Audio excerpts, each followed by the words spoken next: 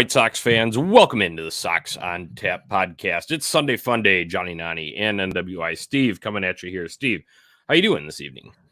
Hey, yo, Jonathan. The Sunday scaries, they are starting to set in, especially after what we had to witness at the ballpark this weekend. Yeah. White Sox swept at the hands of the Milwaukee Brewers. Not a whole lot fun to talk about. This team isn't very fun lately, Steve. It makes me sad, and I'm just waiting for our guy Kim G-Zal jump in and tell us how he can't believe this is called Sunday Funday still. I hadn't given that any consideration here, but given the fact that the Sunday scaries are really setting in here, I think we definitely need Sal to hop in here and make that declaration for us here. That will officially tell us we are off and running. Yeah, right. You can join the conversation as well. Get in the YouTube comments section on Tap Sportsnet on YouTube. Go like, subscribe, all of that good stuff. Jump in the comments there, and we can feature them right here on the show. Unfortunately, cannot see Twitter comments, so we appreciate your listenership over there, but join the conversation by going to YouTube and Facebook as well. All right, Steve, Sox get swept by the Brewers. Uninspiring, but not totally surprising. No, it kind of went as expected. I think coming into this weekend here, look, the Brewers are a team that they have a lot to play for. They are clinging to a very narrow division lead over there in the NL Central, and they knew that they had to come in here and they had to take care of business against a piss poor baseball team. And they found a way to do that. They found a way to come back and win a baseball game on Friday. And, the last 2 days here, they kind of they did what they needed to do. They showed why they are a team that is in contention. Teams like that in the Brewers position, they find ways to win baseball games against dog shit teams like the Sox. What was more disappointing? Friday getting, going up at least 3 runs, I believe it's 5-2 at one point. That slipping away with Aaron Bummer kind of tossing it backhanded over Yasmani Grandal's head, or was it on Saturday when we were there and Jesse Schulten's pitched a pretty damn good ball game, but was left in a little bit too long by the Royals bench coach? If I had to pick one, I would say probably Friday, just because, you've got that 3-run lead late in the game that you mentioned here. The game last night, look, Mr. Clean, did what he's been doing for much of the season here, making boneheaded decisions, showing that he is in over his skis, that he is not qualified for the job that he has right now. So that's just kind of to be expected when you have an idiot steering the ship. A lot of times they're going to steer it into the iceberg. I love all the Mr. Clean, Royals bench coach. What another one I saw? Cuban Caillou, another name for him. It's just ridiculous. Yeah, it was unfortunate to see with Jesse. I agree, though. I think Friday was just because you had the bigger lead. And then, man, Aaron Bummer, just like, dude, I understand the peripherals, and I'm not knocking those because they do have their place in evaluation. But we've talked about it a number of times when it's just not all there in between the eyes. It is not going to work out in your favor. So you can chalk some of it up to bad luck. But when the pitcher is the one making the error, for whatever reason that comes across as an unearned run, I still don't get that. Should be counted when the pitcher does it, right? But either way, stuff like that is going to happen. I know it was weak contact, whatever. We've seen this movie over and over and over again with Aaron Bummer. Oh, and then today, game was out of, they weren't going to come back anyway. But you get the walk 2 guys and then give up a home run. That's that's not bad luck. That's just not executing. Yeah, I don't want to hear about the fucking bad defense, the soft contact shit when you're going out there, when you're consistently pitching behind hitters, you're giving free passes. And then, there was a lot of the talk on, the X machine about the fact that this was the first home run that he's given up all season. Okay, great, cool. You put yourself in a really bad spot by going out there and giving up 2 walks leading up to that. So a lot of the things that happen out there, Aaron Bummer is just as guilty and just as responsible for the bad luck that goes against him as anybody else. And I know you and I have talked about this a lot, and I am a firm believer in it that mindset matters when you are out there on the mound. You have to believe, whether you are or not, you have to believe that you're the baddest motherfucker on the planet when you have that baseball in your hands. It doesn't matter who is standing in the box. It can be juiced up Barry Bonds, it can be Mike Trout, it can be whoever it is. You have to believe that when you have that baseball, you are going to get him out. And you look at Aaron Bummer and you can just see that look in his eyes. He does not have that mindset. It's almost as if he's out there thinking, okay, well, I'm just gonna try to not fall behind here and hopefully nothing bad happens. Fuck that shit. Go out there, pitch aggressive, pitch with intent, take the ball and shove it up somebody's ass. Right. And it's a shame you can't couple that because the stuff he does have good horizontal breaking stuff, which can be devastating and lead to, that weak contact that everyone talks about, the ground ball rate. I understand all of that. But man, like you said, pitching behind, you're putting yourself in a hole. So then any little small thing that does go wrong is potentially disastrous, as we saw numerous occasions this weekend. Okay. Beyond that, I want to talk about one positive thing, and that was Jesse Schultens, because this guy put together another quality start. And he is, I don't know what his future outlook is, but he's at least putting his hat in the ring to be an option in this rotation next year. He's going out there and he is doing his job when he's coming up his turn in the rotation. He's putting the team in a position to win baseball games. And he's going out there, he's throwing strikes with consistency. And that's been one of the biggest things that has hurt this team all season. I touched on this before the season even started, was the necessity to control the strike zone. Schultens has been doing that with consistency. He's not going out there, he's not giving up free passes. And when you are a guy that doesn't have overpowering stuff, that has been a long-term minor leaguer the way that he has, I believe, the understanding that he's got to go out there and he has to attack hitters. He can't afford to just nibble and give away free bases like the guy we were just talking about, who has the vastly superior stuff. Right. Amazing the contrast between the two of them. And to your point there, Jesse Schultens has absolutely put himself in a position to earn starts on this team next season, because there is going to be a lot of question marks and a lot of volatility in this starting rotation here turning to 2024. Right. And building on that point, I know it's not the sexiest name, it's not the flashiest name, and people will make jokes and memes about it, and all understandable. I get it, because when you're talking about being a competitive team, you obviously want a group of starters that is ideally all pretty well known names. I get it, but give me the guy that is going to have it right, the mindset up there. And if you can couple that with control, if you can couple that with, ability to just get outs, then I'll take that. So I'd also like to see it continue, because we need the Cook meme to continue. Maybe we can have a different pitching coach on that meme, but I want that to continue. That's a Sox on Tap specialty there. Listen, that meme is pure gold.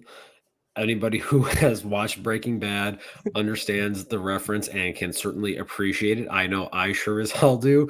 And it's nice to actually just see us be able to get to use some kind of quality hashtag content like that. Yeah, I like that. So I want that to continue.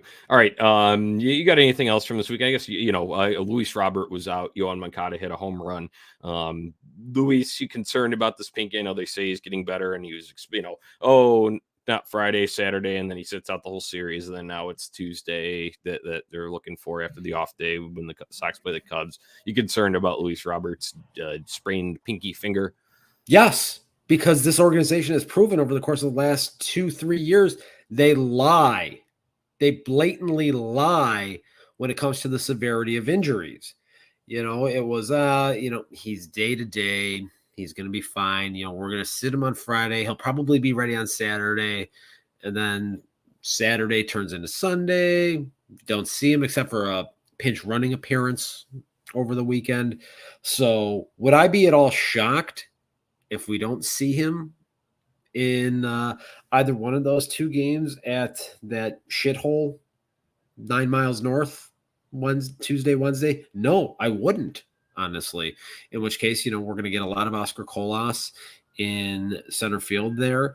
maybe a little bit of Trace Thompson, who knows? But it wouldn't shock me at all if we don't see Luis Robert Jr. at all these next 2 games. Yeah, so I'm in the same boat there, just because you get like the pushback. It'd be one. Honestly, I'd respect it more if they would have just, okay, we're going to shelve them for 10 days, get it right. We don't want this thing to linger. And but one thing that even Pedro Grifol said in his comments about it, that he's got that two-handed swing that he finishes through and is at the very end, whereas some of the strain was coming in on that pinky there. Well, that just sets off a little bit of alarm bells for me, because we saw plenty of the one-handed swings last year, and that was ugly, and they should have just shelved them. Yeah, we definitely don't need a replay of that. And that's, I think, one of the biggest concerns. And it was almost a year to the date that he injured the wrist in 2022 there. So it's almost like deja vu all over again, given how well he has played this year. And he's really been the lone bright spot for this team the entire season, and just hoping that he was going to be able to make it through the entirety of this 162 game season without any significant missed time. Well, now that's all in jeopardy here. And, you take him out of this lineup. What else do you really have to look forward to with this team, if we're being honest with ourselves? Yeah, it's Sunday scary hours. Yeah, that's where we're at. All right, we got a great comment in here. We're back talking about the rotation stuff. My boy Mikey G says, Dookie and Jesse are going to be the greatest 1-2 punch since Shaq and Kobe. Your 2024 Chicago White Sox, ladies and gentlemen. Well, hey, like I said, we're making jokes, we're making memes about it, but if those guys do continue to show what they have been, they're the ones leading it. They're doing it on merit. It's not like it's just, handed to them. They are actually earning it. So I do tip my cap to them in that case. Once again, not the sexiest names, but hey, they're doing better than, other guys that have been in the minor leagues that we've heard should be, knocking on the door, right? Well, that hasn't been the case. I know Charlotte's not the most friendly, but these guys are up here and actually doing it, showing that they at least deserve a look. And some of the sexy names that are here in the starting rotation right now are not performing the way that we were anticipating them to, and the way that their prospect pedigree said that they were going to this point. So at this juncture, it's about who is going to get outs. We still have 6 weeks left to go in this season here. That's 40 some games that have to be played here. You need guys to go out there and cover innings and get outs. And if they continue to do that, then they should continue to take the ball. I talked about this before. I know that with Tukey, the biggest issue with him is limiting the walks. That's what got him into trouble his last start against the Yankees there. That first, 3 innings, what did he have? 7 strikeouts to the first 3 innings there. And then all of a sudden in that fourth, he started falling behind in counts, issuing free passes. And then that's when he got into trouble. And that has really been the theme for him since coming up with the Sox here a couple months ago, is when he's throwing strikes and not falling behind hitters consistently, he's having positive results. But then he gets just prone to these bouts of wildness, and then things have a tendency to go off the tracks a little bit. So if he can avoid that, keep going out there. Right. All right. I think that's a good breakdown pitching wise there. I want to pivot over to prospects. Prospects? We're talking about prospects? Yeah, we are, because MLB Pipeline updated its top 100 list and issued updated top 30s for each team. I wrote about both of those lists. You can go and check it out on tapsportsnet.com. But Steve, let's discuss a little bit. A lot of newcomers in the Sox top 30, and then also one of those newcomers making the top 100, along with 2 guys that have been here a little bit, Noah Schultz and Colson Montgomery. So overall thoughts on the re-rank? I think the top of the system at this point, in the top of that 30 prospect listing there, is kind of what we anticipated, with Colson Montgomery, obviously the headliner in this group.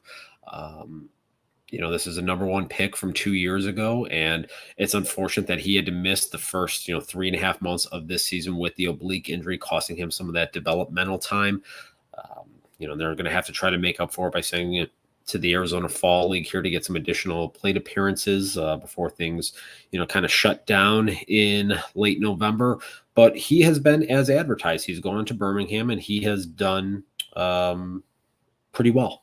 to this point here. There hasn't been a ton of power, but we're really seeing the quality plate approach and the patience that he was known for. He was smacking the ball all around Winston-Salem, showing that he was simply too advanced for that level. So getting him up to Birmingham now again against that higher level competition, this is what you really want to see. And Noah Schultz, number one overall pick from a year ago, hashtag local product from Oswego. He's going out there and he's just carving up low A, playing for the Kannapolis Cannonballers. And maybe he gets a brief cameo with Winston-Salem for 2 or 3 starts to end the season here. We've only got a couple weeks left to go in the minor league season, so could that possibly happen? Yeah. They seem to be really slow playing him quite a bit to this point, but he has been like Colson Montgomery as advertised, and he looks really good for the level. There are certainly scouts and prospect evaluators, some of the ones that I've seen just casually on Twitter talking about this as top of the rotation level stuff. This is a 19-year-old kid. I still want to see more out of that. I'm not digging deep into this. I'm not tuning in, watching his starts every 5 days here, but the early returns have been very positive on him. Then you look at Edgar Caro, who was obviously the prime acquisition in the Lucas Giolito trade. A little bit of a mixed bag to this point, not seeing a ton of power out of him down in Birmingham. Plate discipline has been about as advertised at this point, and we've gotten some highlight clips of him throwing out base runners behind the dish there, which is obviously a focal point for this organization, needing to revamp the catching within the entire system, going all the way up to the major leagues, given the roster issues that we're going to run into next year. So it's been a little bit of a mixed bag with him to this point, not seeing a whole lot of elevation out of him at the plate, not seeing a ton of power. So this is the one thing that you really got to be concerned about with the White Sox from a developmental standpoint here is, are they going to be the team that is going to be able to help him tap into some of that power that is talked about in his scouting report? And, unfortunately, time is only going to tell on that. Yeah, I think that's a good breakdown of those 3 that made the top 100 list on those rankings there. Colson Montgomery at 17, Noah Schultz at 66, and Edgar Caro at 87 overall. I was kind of impressed that Colson Montgomery was able to jump up the list. He jumped up from 38 at the start of the year to that 17 slot now, with being limited because he had the oblique issue and then a back injury that sidelined him. So that was interesting to see on that front. But I think you broke it down there perfectly with all those other guys. Let's shift over to the organizational top 30. Steve, 10 of these guys are newcomers to the organization this year, 6 being from acquisitions, trade, and then 4 of them are draftees from this year. So thoughts about some of these guys? We got newcomers to the White Sox organization. Well, I think it says a lot about just how barren the system was. You go back a month ago, the continual pipeline of talent that Rick Hahn and Nick Hostetler had talked about going back 7 years ago as a means to try to sustain long-term success certainly was not there. And that's obviously a very frustrating thing to see. So having to try to guess right this time, plucking guys from other organizations, we've gone down this road before. It hasn't panned out particularly well. Einstein's definition of insanity is doing the same thing over again or doing the same thing and expecting different results. I kind of feel like that's where we are right now. It's a situation that it's just show me, prove it to me at this point, because I'm not buying into it. I'm not sitting on my laptop watching games from a blimp up in Birmingham. Sal, hey, yo. And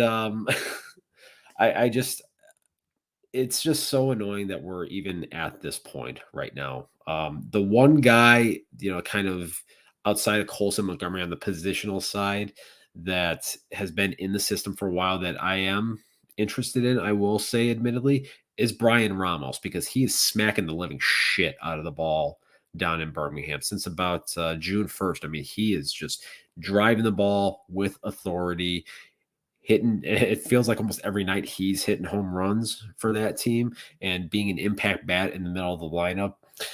I don't know if it was you and I know I was joking with somebody about this maybe a year or two ago. Wouldn't it be funny if, a group of Colson Montgomery, Brian Ramos, Jose Rodriguez, if those guys turned out to be better than the core group that was supposed to be of Tim Anderson, Eloy Jimenez, Yoan Moncada, Andrew Vaughn, how funny would that be if these guys that are not those big household names, that weren't the super prospect rankings, that didn't have the high signing bonus figures coming out of the Dominican Republic, or weren't huge trade acquisition pieces, if they turned out to be the ones that maybe led to a quasi successful run for this team. Yeah, it would be pretty sad. You were talking about, state of organization, but pretty sad in that regard, because those, like you said, highly touted prospects, they were darlings of MLB pipeline. All of the Eloy Jimenez, Luis Robert, obviously that one's looking like it's on a better trajectory than the others, but Yoan Moncada as well, being number one overall prospect in baseball. So yeah, that would be a bit ironic if that were to happen with those other guys that you just listed. All right. I want to talk about a couple of Sal asked, when does the new window open? Nobody knows. We don't know. we're just winging it here. What we get some new contractors to install them. Yeah, right. But we don't remember, we're building on rock, not muck. So just, you can take solace in that. So two guys that I want to talk about. And I wanted to ask your opinion, because I'm not a huge, Tony and I discussed a little bit, I'm not a huge draft guy. So even going in, like, I kind of just like, I'm learning about these guys as the Sox make the pick. But Jacob Gonzalez, their first round selection, he shoots up already at number 4 on this ranking, and I get it, a first round pick, but what's the hype here? I don't understand it, because there are a lot of flaws that seem to be mentioned in his little video package that gets played after the draft selection. Yeah, I don't entirely get it myself either. He seems to me like a relatively safe pick, and a guy that, doesn't have a super high ceiling, but theoretically should have a little bit of a higher floor to him. I've seen some people say that he, could just turn out to just be just a regular major leaguer, nothing great. And if that's what you get out of him, I mean, okay, but yeah, there's, to me, at the superficial level, and again, I'm not digging super deep into this stuff anymore, I don't see a huge carrying tool per se. The walk rate in college was nice, and again, it seems like they're trying to instill something like that down in the minor league system with some of the guys that are getting, I think, particularly hitting from the left hand side. So maybe there has been a little bit of an organizational shift to this point, and realizing that, hey, we need to target certain types of players. But again, there's not anything that he does or that I read in a lot of the prospect evaluations of him that makes me say, wow, okay, this is a guy that I really have to watch and really pay attention to. I think there's a key phrase you used there, and that was carrying tool. And I am fully on board with that, because, like I said, in that little video package that gets played after the selection, the knock was a little bit about speed and dexterity in the field. And okay, whatever. Some guys are just not great fielders, but they can make up for it with the bat. Well, doesn't seem like he's a guy that's going to rip the cover off the ball with consistency, at least from what I've read. Maybe prove me wrong, and maybe there's a reason why he gets this 4 slot here, but I don't know. I'm just a little bit underwhelmed, or maybe whelmed is the best word to use regarding Jacob Gonzalez. So we'll see. Once again, first ranking, first time appearing in this after being drafted earlier this summer. Another name I wanted to bring up from the draft, and I think this is the most intriguing one. He's all the way down at the list at 17, but George Wolkow, is that how you say it? Wolkow? I think it's Wolkow. Wolkow, massive dude. Only 17 years old. He's like 6'7", big lefty bat. This one's intriguing, and I think this is a type of pick that the White Sox need to take swings on, and I really hope that he is taking swings and launching balls, onto the concourse, Joe Borchard style. He is a physical specimen, and like he's talked about, to be 6'7" at the age of 17, and he's got a pretty wide build on him already. There, I've seen people, make that comparison. He's the left-handed Aaron Judge. No pressure or anything like that, but he definitely is impressive to watch when you see his video highlights and you see some of him just launching balls out there. And I agree with you 100%. That's absolutely the type of guy that they should be swinging for the fences with, proverbially speaking, because that's, high school guys, those are the ones that typically turn out to be your stars. If you look historically and if you look over the course of the last 15 to 20 years, yes, there have been some really good college players that have gotten drafted top 5, top 10 overall that have been superstar caliber players. But so many of your MVP perennial candidates are guys that were getting drafted and signing directly out of high school at 17, 18 years old, or signing at 16 years old out of Central America or Latin America. Those are the guys that the Sox historically have not gone after. And hopefully now they're maybe starting to realize the error of their ways and maybe trying to sprinkle in some more of those guys here to try to have a more balanced system. Yeah, that's a good breakdown of it. And I think what intrigues me, obviously the size. You just look at that and you go, wow, that, for a 17-year-old being that tall, having that frame that he does. But I like those types of guys because, like Luis Robert being a physical specimen, sometimes their physicality can negate whatever fuck ups the White Sox are going to do along their development path. So it's like, okay, he could still not be getting the best instruction, but that doesn't make him any shorter. It doesn't make him any less strong, right? I can attest to this as someone that when I was a scrub pitcher in college, throwing 82 miles an hour, I got no margin for error. I missed my spot by an inch, 2 inches, I'm getting barreled up. You miss your spot at 96, 97, you've got some leeway there. That's where having physicality and having physical tools comes into play. And like you said there, it helps you to be able to overcome things that a guy like me couldn't, because I was just an average guy out there, Right. So that's a good way to look at it. Yeah, I mean, it's flat. Like I said, it's flashy in that regard, but it's like the old saying: you can't teach size, right? When you're talking about that type of thing in Wolkow's case. So that was interesting with the top 30 prospects list. Once again, go and check out the breakdown of it on tapsportsnet.com. Got them all listed out, both the guys that made the top 100 and then the new organizational top 30 on there. Okay.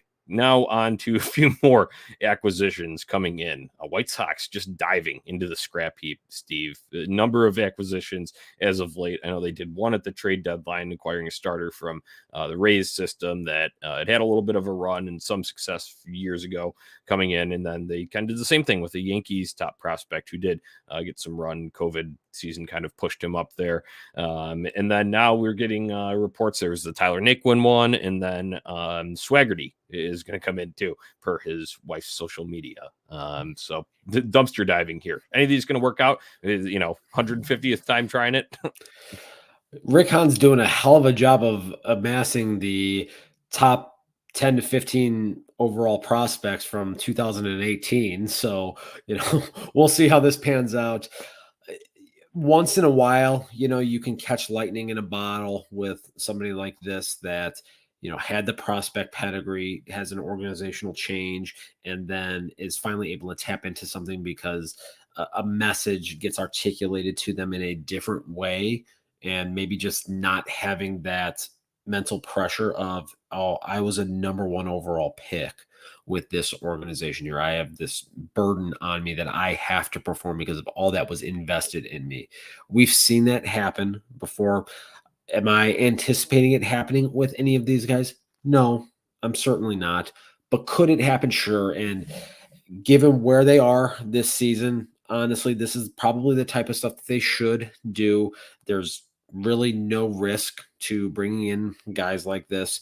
If one of them gives you any kind of meaningful contribution at the major league level. I'm not talking about being a superstar or an all-star type player, but if you can get, if you can turn Brett Honeywell into a multi-inning reliever, that's a win right there. That's a guy I think that, that one's a little bit different to me because he did have a good run in San Diego, and then it was just kind of recency, like a last 3 outings sort of deal that he really struggled, and that led to his DFA. So I agree with yeah, you. Yeah. yeah, or even like a Davy Cruz, or with who they brought over from the Yankees. That was a guy that was very highly touted, and maybe if you tweak some things with his pitch mix or something, and if he can become a high leverage reliever, look at what we saw this season from Gregory Santos. This is the type of guy that you bring in, former top prospect, failed starter, try to turn him into a power back end reliever. And that's how you want to go about building a bullpen right now, instead of going out there and throwing $10 million a year at the Kendall Gravemans and Joe Kellys of the world. So those are meaningful, from a thought process standpoint. I get it. Should anybody anticipate these guys panning out and being meaningful contributors to the next fluke White Sox playoff team? No, but if it happens, cool. Right, I'm in the same boat as you because, and like I understand all of the jokes that come about when you see this. Like you had just mentioned, I think that's a hilarious one. The Rick Hahn trying to accumulate the 2018 top 10 prospects list. I get all of that, but at the same time, what? There's no risk. There's no risk. Oh, you released Steven Piscotty, who is one of those names that brought into AAA. Okay, he's not there now. It's Tyler Naquin getting the at bats. Like you said, if it happens, it works out. You can't win the lottery if you don't play, right? As the great Hawk Harrelson used to say, you can't win unless you play, Stone Pony. Yeah, so I understand all of the jokes, and honestly, I welcome them, and I think it's funny. It's a good way to like cope with the state of this team right now. But at the same time, I also don't see any risk to it. And if there was a reason at one point these guys received said hype, so if what's the worst that's going to happen? They're going to lose a game for the Charlotte Knights as they're still working through whatever issues they have. Oh, end of the world. And even if they're losing games at the corner of 35th and Shields, given the way that this season has gone, it doesn't matter in the grand Right. scheme of things, honestly. So, again, you hope to catch lightning in a bottle and maybe get a guy that can be a long-term piece in your bullpen, or, maybe with Bench outfielder. yeah, fourth outfield type guy. Okay, that's fine.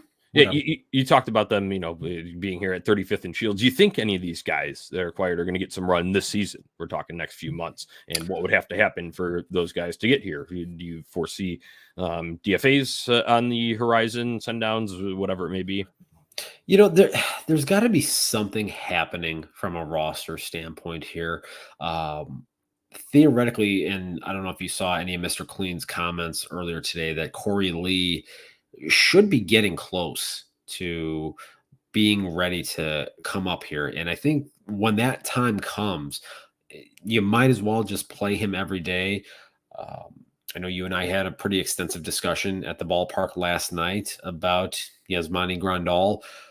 Personally, if I don't see Yasmani Grandal wear a White Sox uniform ever again, I'm fine with it. When Corey Lee is ready, if they just go with a tandem of him and Carlos Perez for the remainder of the year, that's fine with me. We can do that. If Jack Swaggerty, comes up and takes plate appearances from Trace Thompson or Gavin Sheets, whatever, it doesn't matter. But I would just think that when Corey Lee is ready, there's going to have to be something happening within the roster there. And I just don't know what purpose continuing to give the at-bats to Yasmani Grandal serves at this point. Yeah, I'm with you on that front. I haven't really followed Lee since he came in. Do you have any update? How is he? I know he had the injury that he was just like coming back from, right, when the trade happened. So he was whatever, like just getting activated with Charlotte. Is that hold up still, or is he looking okay there, playing regularly, or what? What's the deal with him? Mr. Clean said that he's playing pretty regularly at this point. I think he said something to the effect of he's getting his hits in there, just that he's not fully ready yet. Whatever that means. Mm. Again, there was some of the context behind the quotes was a little bit interesting to me, but for whatever the reason, they're, I guess, kind of slow playing it with him. In which case, if maybe September 1st, if he's ready, I mean, you would hope sooner, maybe for the next homestand, if he's ready, you just bring him up here and get him a little bit of run and see what you got. All right, another name that's kind of on the catcher front with Yasmani Grandal. I feel like we're in the same boat there, but with Elvis Andrus, interesting situation here because that was the clamor right after the sell-off. Right, it's like DFA Grandal and Andrus yesterday because they're veteran guys. They're not going to be around. They're not part of anything long term here, and I understand that from that like thought process standpoint. However, I think Elvis Andrus is a little bit of a different story here because of what he is in the clubhouse. And obviously we know about the dysfunction that's gone on in there, but I feel like things could be even worse without his presence there. And honestly, once again, not really following these guys too close, but I feel like Lenyn Sosa would have already gotten the call back up if he was worthwhile. Me personally, I would prefer to just find out if Lenyn Sosa is someone that needs to just be discarded or not. I would like him to come up. I mean, it's entirely possible that he's nothing more than a 4A guy. He's going down in Charlotte. He's hitting the ball over the fence with decent consistency there, but a lot of guys do that down there. So it's entirely possible that he may just be one of those 4A guys. I would personally prefer to find that out and see if he's not going to be someone in the discussion at second base next year. Even you've seen the decrease in playing time for Zach Remillard. Why can't they maybe swap those two out right there? Because this way, if you find out if Lenyn Sosa isn't anything, if he's just simply an organizational guy, then you pivot to my baby boy Jose Rodriguez, who came up for a cup of coffee and a pinch running cameo in there. No plate appearances. That was just wonderful management. Tremendous roster management from this organization here. I'd expect nothing less from them.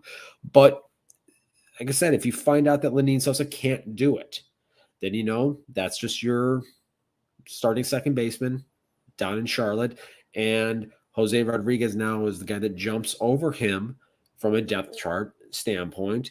And now you pivot to him and see if he's going to be anything. I just think that would make the most sense personally. You're right. They do need to do that. I understand that. I guess I just would like to posit that I respect Elvis Andrus enough to where I wouldn't want to discard him like trash. Whatever. It's a business roster transactional standpoint. I get it, but I do respect him for putting up with all the BS there and being a consummate professional through all of it. And I think that it just speaks to his character. And I respect him for that, even if the performance on the field isn't, Texas Rangers Elvis Andrus. Well, maybe then what the solution is, like I said, you send Remillard down, you bring Lenyn up, and you kind of have Elvis serve as that almost player coach kind of role. I know a lot of people hate. He might be the best coach in the White Sox dugout. It's entirely possible. I'm not going to rule that out at all.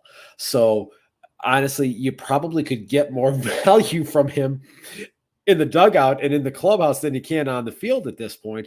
And maybe that's the type of guy that, can go to Lenyn Sosa and say, hey, this is what I'm seeing out here. This is, how you need to approach this. This is what, you need to do in order to have more success and try to establish yourself here.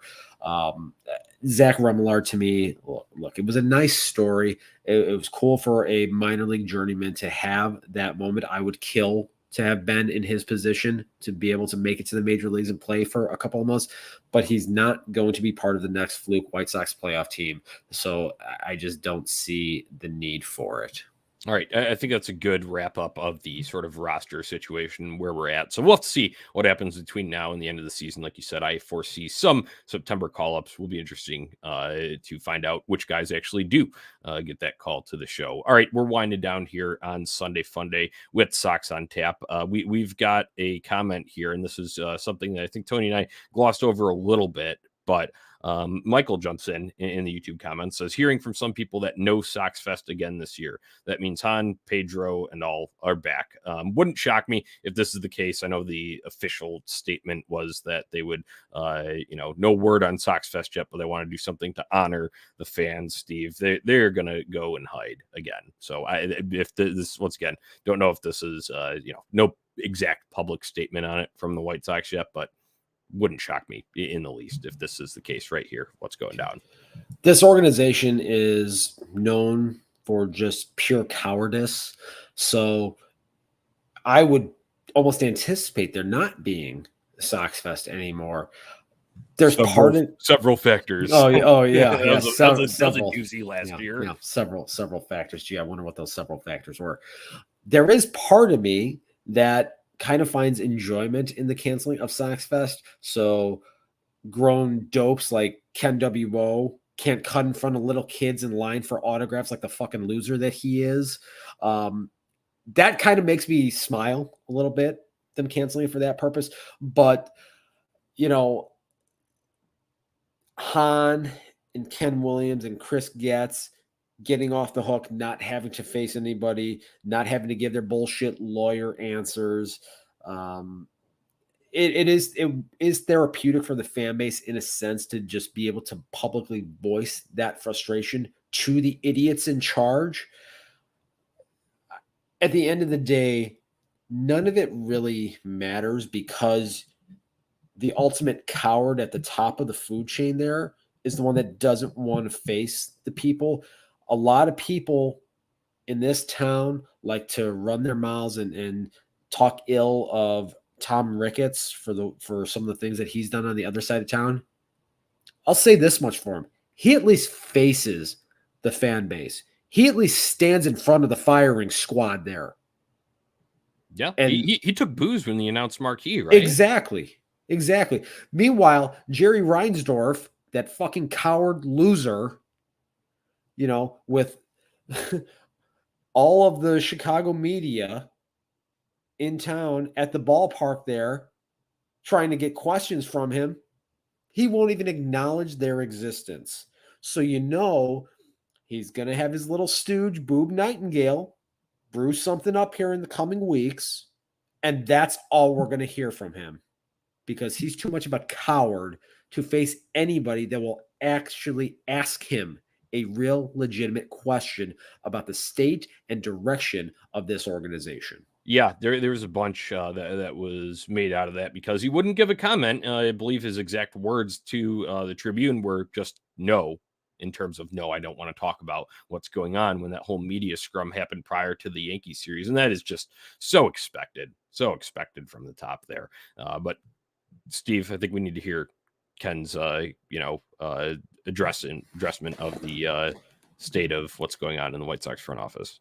Jonathan, I can assure you, accountability is not a problem in the White Sox organization. Rick, Chris, Jerry, and I, we are all very disheartened by the state of this season. And I can assure you, as White Sox fans, we are doing everything in our power to make sure that this doesn't happen again. It would help tremendously if we could get a little more support at the ballpark on a nightly basis. Frankly, that would put us in a better position to perhaps go out and supplement this team over the winter. But again, there is no accountability issue within the White Sox organization. Well said. Well said. Round of applause. Great impression there, Steve. I think that's perfect note to end this show on. So we thank everybody for tuning in to Sox on Tap Sunday Funday. Once again, go over, subscribe on YouTube, on Tap Sportsnet, jump in the conversation so we can get your comments loaded up here. We can also do it from Facebook. So like us over there on Tap Sportsnet, jump in the comment section there. And unfortunately, Twitter people, we love you, but we cannot see your comments through the StreamYard here. So make sure if you want to jump in with the comments over on YouTube and Facebook. And as always, check out ontapsportsnet.com for all your Chicago sports literature and podcasting needs. That'll do it. Sox got an off day Monday. They'll be in action on the north side of town on Tuesday and Wednesday before heading out west to Colorado. So we'll check back in with you during the week here at Sox on Tap. Until then, have a great evening. White Sox forever. White Sox for life.